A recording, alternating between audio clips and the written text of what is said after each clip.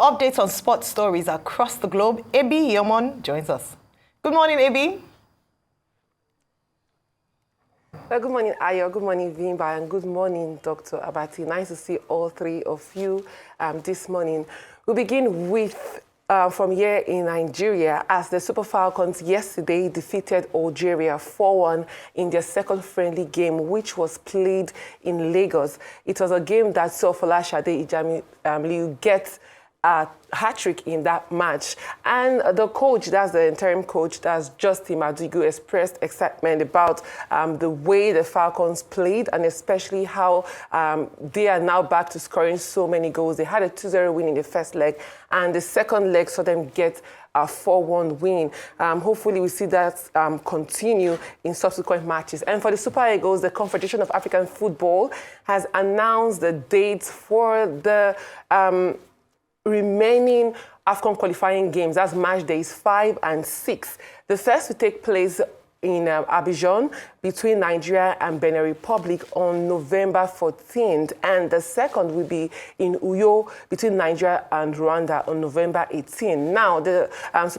Super Eagles top the table with 10 points, and a win or a draw against Benin Republic will ensure qualification for the 2025 African Cup of Nations, as Libya have already been eliminated after amassing just 1 point from the 4 games. And still in Nigeria, we have today the sports ministry will hand over to, the former sports minister, John Eno, will hand over to the new National Sports Commission chairman, that is Shehu Diko.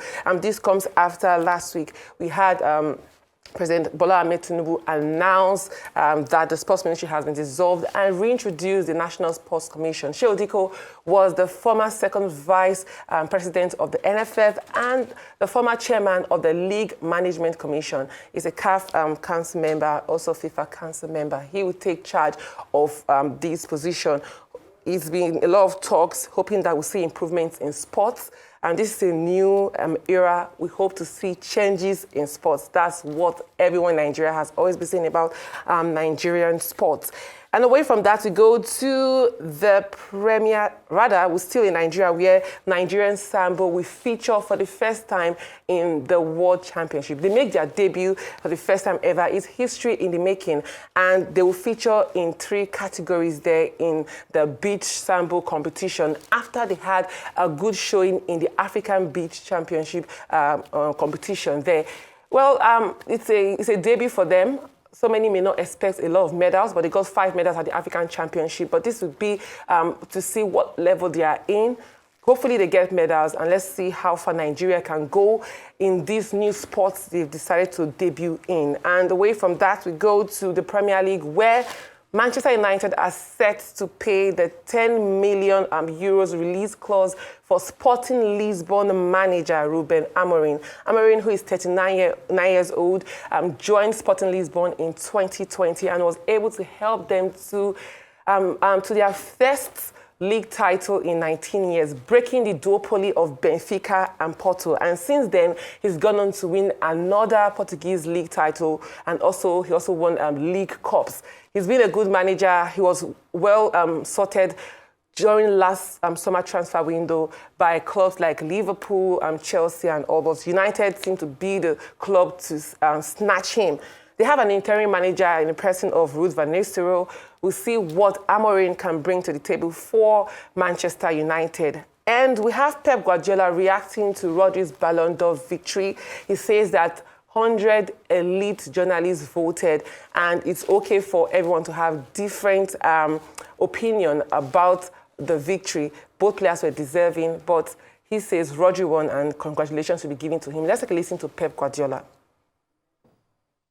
For him, and of course for all of us, for all Manchester City, for our fans, we are so proud of him. I think it's the first time. We could never imagine, years ago that one player received this prestigious award. That we are so delighted to be part of it, to share it with him. And yes, hopefully can give him this energy to recover well for next season, be with us again. Manchester City were well represented last night, but Real Madrid obviously had the second and third in the list, but they weren't represented. What do you think about that? It seems slightly odd in a team sport that you don't like. Nothing to say. If they wanna go, it's fine. They don't wanna go, it's fine as well. So they wanna congratulate, it's fine. They don't wanna do it, it's fine as well. So absolutely, Manchester City, we are not here to judge what the other clubs decide what they have to do.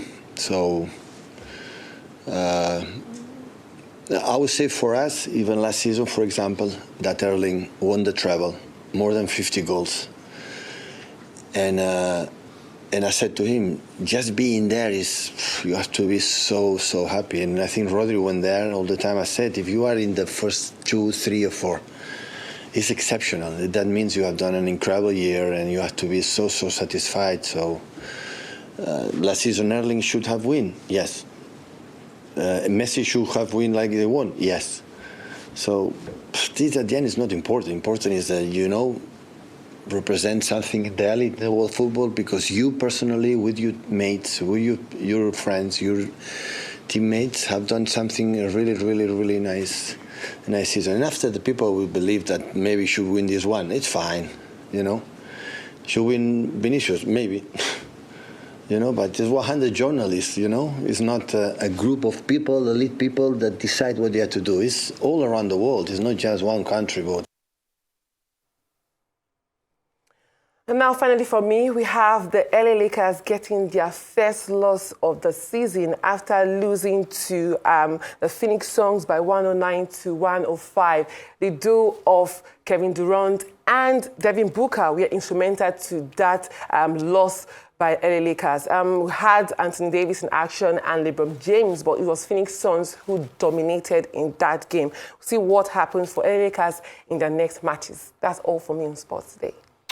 Well, thank you very much, Ebi Yomo. We look forward to seeing you again. Well, maybe not tomorrow, maybe next week.